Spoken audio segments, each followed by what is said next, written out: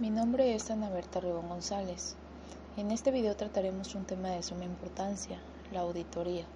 Este es el examen realizado por un personal cualificado e independiente de acuerdo con normas de auditoría y de contabilidad, con el fin de expresar una opinión sobre la situación financiera de una empresa. El proceso de auditoría se lleva a cabo en 3 fases: planeación, ejecución e informe. Dentro de la planeación se establecen las relaciones entre auditor y la entidad para determinar alcances y objetivo. Se hace un bosquejo de la situación de la entidad acerca de su organización, sistema contable, controles internos, estrategias y demás elementos que le permitan al auditor elaborar el programa de auditoría que se llevará a efecto.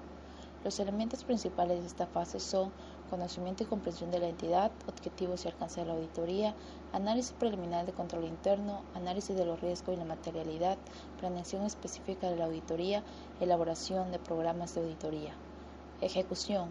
En esta fase se realizan diferentes tipos de pruebas y análisis a los estados financieros para determinar su razonabilidad. Se detectan los errores si los hay y se evalúan los resultados de las pruebas y se identifican los hallazgos. Los elementos de esta fase son las pruebas de auditoría, técnicas de muestreo, evidencias de auditorías, papeles de trabajo, hallazgos de auditoría. Informe. Es la opinión del auditor sobre el área o actividad auditada en relación con los objetivos fijados, señalan las debilidades de control interno si las ha habido y se formulan algunas conclusiones.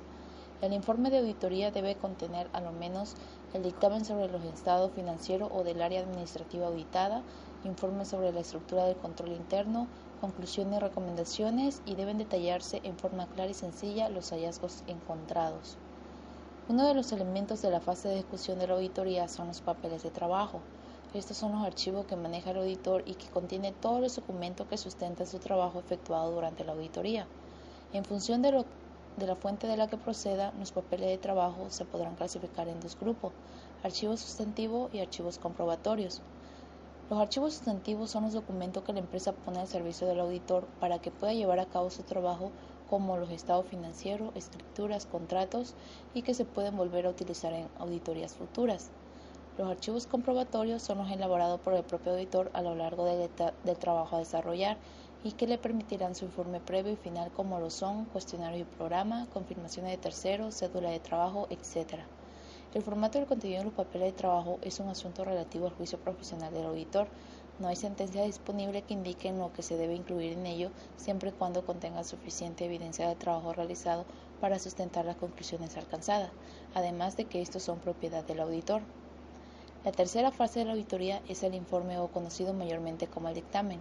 Esta es una opinión sobre los estados financieros analizados como eje fundamental, con base en una evaluación de las conclusiones y los hallazgos generados a partir de la evidencia obtenida durante el desarrollo de la auditoría.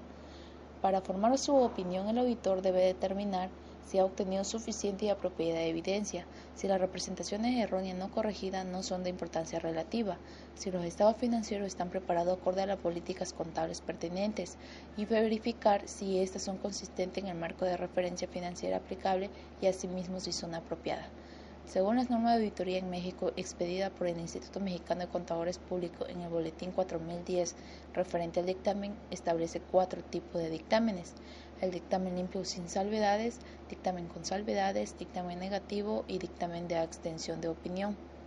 En el primero, el auditor realizó una inspección o revisión de los estados financieros y fueron presentados correctamente de acuerdo a las NIF, es decir, no se encontró irregularidades en ellos.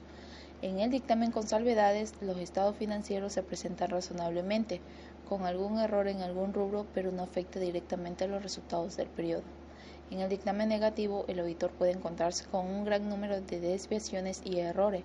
Los estados financieros no se presentan razonablemente. En el dictamen con abstención de opinión, el auditor se abstiene de hacer una opinión. Normalmente se da cuando los estados financieros no están razonables y no se cumplen con las normas, y además puede existir restricciones por parte de la empresa para que el trabajo del auditor pueda ejercerse adecuadamente. Entonces el auditor no podrá dar una opinión acertada de su revisión. Toda estructura de un dictamen debe contener título, destinatario, párrafo introductorio, responsabilidad de la administración por los estados financieros, responsabilidad del auditor, párrafo de alcance, opinión del auditor, fecha del dictamen del auditor, dirección del auditor y la firma del auditor. created using Powtoon.